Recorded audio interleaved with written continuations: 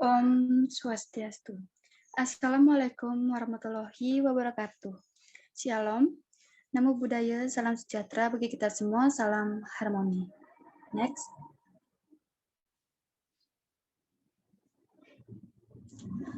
Terima kasih atas kesempatan yang diberikan kepada kelompok kami. Izinkan saya selaku moderator akan memperkenalkan anggota dari kelompok kami. Perkenalkan, kami dari kelompok 8, yang dimana penyaji terdiri dari 2 orang anggota, yaitu yang pertama, Nikadek Sri Winastuti dengan NIM 2017051111. Kemudian yang kedua ada Nikadek Ayu Dewi dengan NIM 2017051123. Next. Di sini kami kelompok 8 akan membawa materi tentang mengenai akuntansi kewajiban dan ekuitas dana. Next. Baik, untuk mengefisienkan waktu, kita langsung saja untuk pembahasan materi yang pertama yang akan dipaparkan oleh saya sendiri. Jadi materi yang pertama itu mengenai karakteristik kewajiban dan ekuitas dana. Next. Sebelum membahas mengenai karakteristik, di sini saya akan memaparkan mengenai definisi kewajiban. Kewajiban atau utang adalah sesuatu yang memberikan beban kewajiban bagi pemilik di masa depan, di mana pembayarannya dilakukan dengan mengorbankan aset. Next. Jadi terdapat 3 karakteristik utama kewajiban atau utang sebagai berikut. Yang pertama, yaitu entitas mempunyai kewajiban masa kini. Yang kedua, kewajiban adalah suatu tugas atau tanggung jawab untuk bertindak atau melaksanakan sesuatu dengan cara tertentu. Yang ketiga, kewajiban dapat dipaksakan menurut hukum sebagai konsekuensi dari kontrak mengikat atau peraturan perundangan. Next. Nah, terdapat beberapa alasan mengapa kewajiban itu bisa timbul di sini, yaitu dalam konteks pemerintahan. Jadi, yang pertama dilihat dari pengguna sumber pembiayaan pinjaman. Dari masyarakat, lembaga keuangan, entitas pemerintahan lain, atau lembaga internasional. Kemudian yang kedua, perikatan dengan pegawai yang bekerja pada pemerintah. Yang ketiga, kewajiban terhadap masyarakat luas, yaitu kewajiban tunjangan, kompensasi, ganti rugi, kelebihan setoran pajak dari wajib pajak, alokasi atau realokasi pendapatan ke entitas lainnya. Kemudian yang keempat itu kewajiban dengan pemberi jasa lainnya. Next.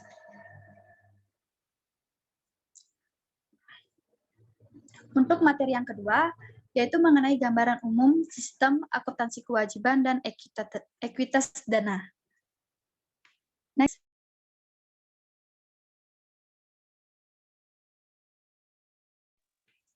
Nah, jadi kewajiban itu dapat diklasifikasikan menjadi 2, yaitu kewajiban jangka pendek dan kewajiban jangka panjang.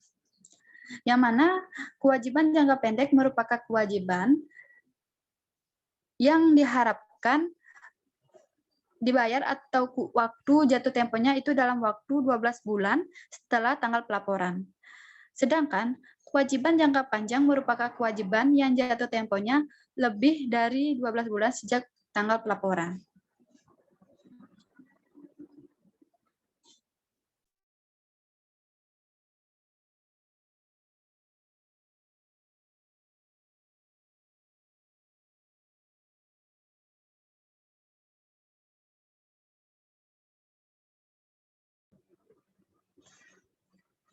Nah, tetapi selain itu ada juga beberapa kewajiban yang jatuh temponya akan diselesaikan dalam waktu kurang dari 12 bulan dan tetap dilaporkan sebagai kewajiban jangka panjang jika memenuhi kondisi-kondisi berikut. Yang pertama yaitu jika jangka waktu aslinya adalah untuk periode lebih dari 12 bulan. Yang kedua, entitas bermaksud untuk mendanai kembali atau refinansi kewajiban tersebut atas dasar jangka panjang. Kemudian yang ketiga, maksud tersebut didukung dengan adanya perjanjian pendanaan kembali atau adanya penjadwalan kembali terhadap pembayaran yang diselesaikan sebelum laporan keuangan disetujui. Next. materi yang ketiga, yaitu mengenai standar akuntansi pemerintah atas kewajiban dan ekuitas dana. Next.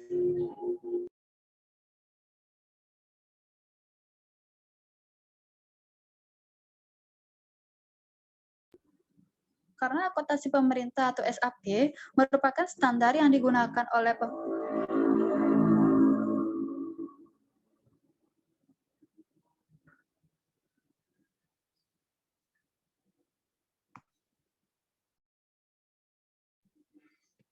Karena akuntansi pemerintah atau SAP merupakan standar yang digunakan oleh pemerintah dalam menyusun laporan keuangan yang disusun oleh Komite Standar Akuntansi Pemerintah atau KSAP dan Standar Akuntansi Pemerintah atau SAP.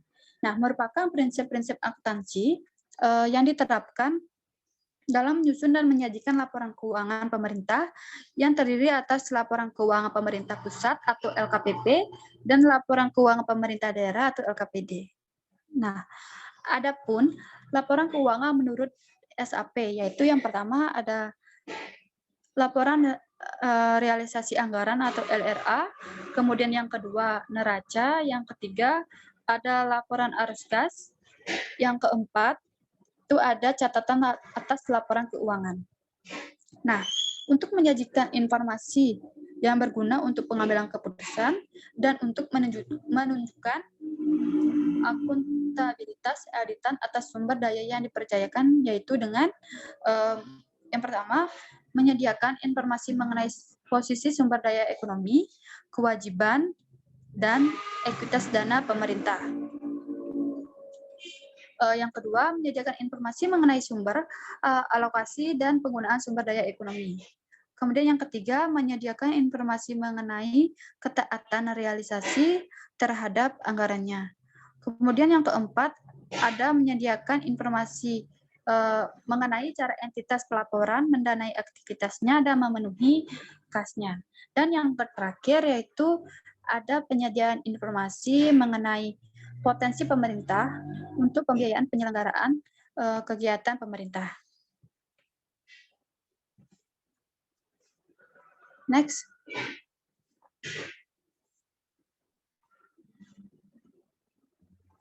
Selain itu, dalam standar akuntansi pemerintah memiliki dua basis penerapan. Yang pertama ada SAP berbasis kas. Nah, di mana basis akuntansi yang digunakan dalam pelaporan keuangan pemerintah adalah basis kas untuk pengakuan pendapatan, belanja, dan pembiayaan dalam laporan realisasi anggaran. Dan berbasis aktual untuk pengakuan aset, kewajiban, dan ekuitas dana. Mohon maaf, dan ekuitas dalam neraca. SAP berbasis kas menuju akrual yaitu SAP yang mengakui pendapatan belanja dan penyediaan berbasis kas serta mengakui aset utang dan ekuitas dana berbasis akrual. Kemudian yang kedua ada SAP berbasis akrual. Nah, di mana SAP berbasis akrual ini merupakan standar akuntansi pemerintah yang mengakui pendapatan, kemudian beban, aset, utang, dan ekuitas dalam pelaporan finansial. Dalam laporan finansial berbasis akrual, serta mengakui pendapatan, belanja, dan pembiayaan dalam pelaporan pelaksanaan anggaran berbasis yang ditetapkan dalam APBN atau APBD. Penerapan SAP berbasis akrual secara bertahap dilakukan dengan memperhatikan urutan persiapan dalam ruang lingkup laporan. Next. Nah, adapun neraca pemerintah, yaitu menggambarkan posisi keuangan pemerintah mengenai aset, kewajiban, dan ekuitas dana pada tanggal tertentu. Komponen neraca pemerintah terdiri dari yang pertama aset lancar. Aset lancar yaitu diharapkan segera untuk direalisasikan, dipakai, atau dimiliki untuk dijual dalam waktu 12 bulan sejak tanggal pelaporan. Aset lancar meliputi kas, setara kas, investasi, jangka pendek, piutang dan persediaan akuntansi persediaan, diatur dalam SAP nomor 5 dan akuntansi investasi diatur dalam SPAP nomor 6. Berikutnya ada aset non lancar. Aset-aset yang bersifat jangka panjang dan aset tak berwujud. Digunakan secara langsung atau tidak langsung untuk kegiatan pemerintah atau yang digunakan secara umum. Nah, untuk berikutnya kewajiban.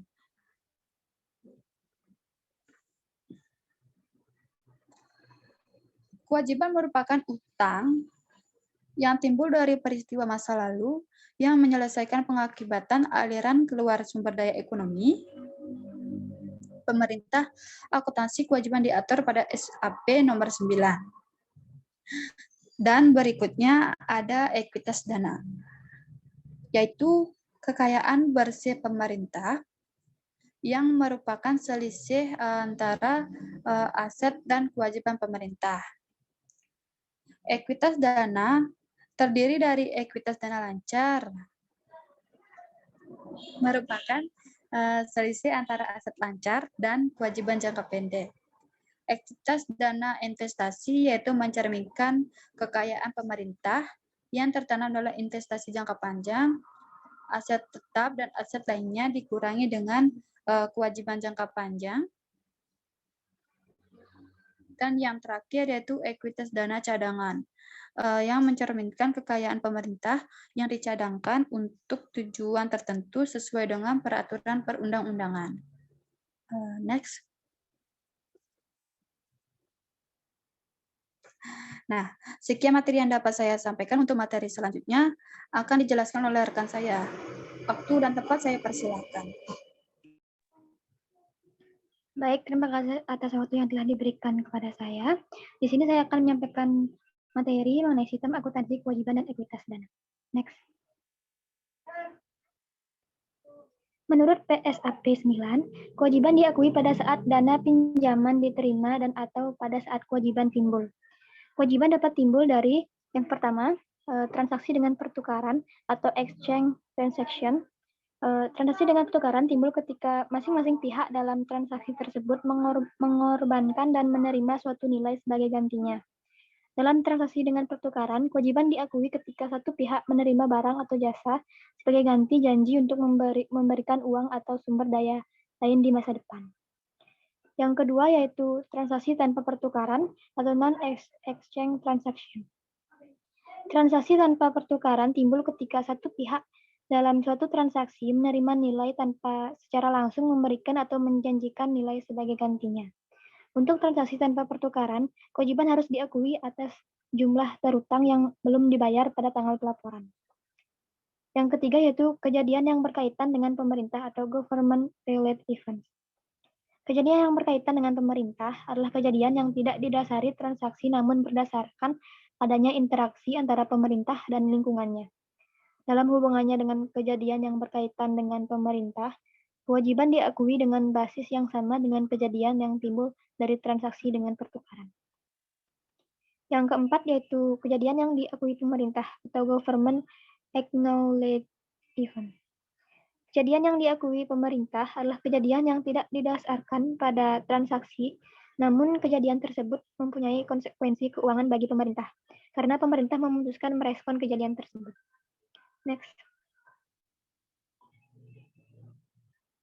Peraturan Pemerintah Nomor 24 Tahun 2005 tentang Standar Akuntansi Pemerintah mendefinisikan ekuitas dana sebagai kekayaan bersih pemerintah yang merupakan selisih antara aset dan kewajiban pemerintah. Ekuitas sebagai kekayaan bersih pemerintah mempunyai rumus aset sama dengan kewajiban ditambah ekuitas dana.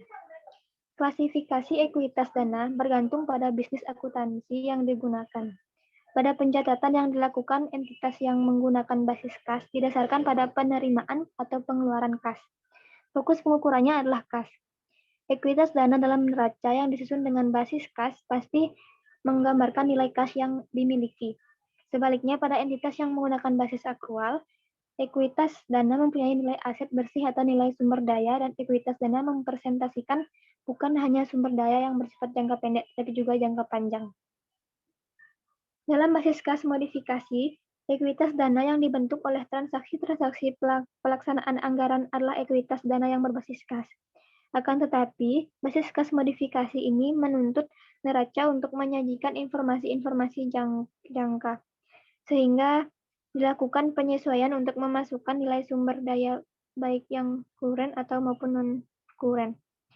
Akuntansi pemerintah menggunakan basis kas toward aktual yang secara konsep sama dengan kas modifikasi. Oleh karena itu, dalam standar akuntansi pemerintah terdapat 3 kelompok ekuitas dana, yaitu yang pertama, ekuitas dana lancar, yaitu selisih aset lancar dengan kewajiban jangka pendek. Yang kedua yaitu ekuitas dana investasi, yaitu dana kekayaan pemerintah dalam aset non lancar selain cadangan dikurangi kewajiban jangka panjang. Dan yang ketiga yaitu ekuitas dana cadangan. Next. Yang materi yang kelima yaitu pelaporan kewajiban dan ekuitas dana. Next. Laporan atas perubahan ekuitas dana. Berikut adalah contoh format statement of change in net asset or equity yang diberikan oleh IPSAS. Laporan tersebut dapat dipersamakan dengan laporan perubahan ekuitas dana dalam akuntansi pemerintahan. Contoh dari laporan atas perubahan ekuitas dana itu yang terlihat pada slide. Next. Penyajian selanjutnya yaitu penyajian kewajiban. Kewajiban pemerintah, baik jangka pendek maupun jangka panjang, harus disajikan dalam neraca sesuai dengan klasifikasinya.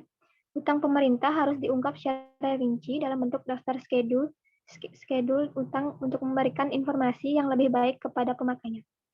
Informasi-informasi terkait kewajiban pemerintah yang harus disajikan dalam catatan atas laporan keuangan adalah yang pertama, jumlah saldo kewajiban jangka pendek dan jangka panjang. Yang kedua yaitu jumlah saldo kewajiban berupa utang pemerintah dan jatuh temponya. Yang ketiga yaitu bunga pinjaman yang terutang dan tingkat bunga yang berlaku. Yang keempat yaitu konsekuensi dilakukannya penyelesaian kewajiban jatuh tempo. Yang kelima yaitu perjanjian restrukturisasi utang. Yang keenam yaitu jumlah tunggakan pinjaman dalam bentuk daftar umum untuk utang dari kreditur. Yang ketujuh yaitu biaya pinjaman. Next. Baik, sekian materi yang dapat saya sampaikan. Waktu dan tempat saya persilakan kembali ke moderator.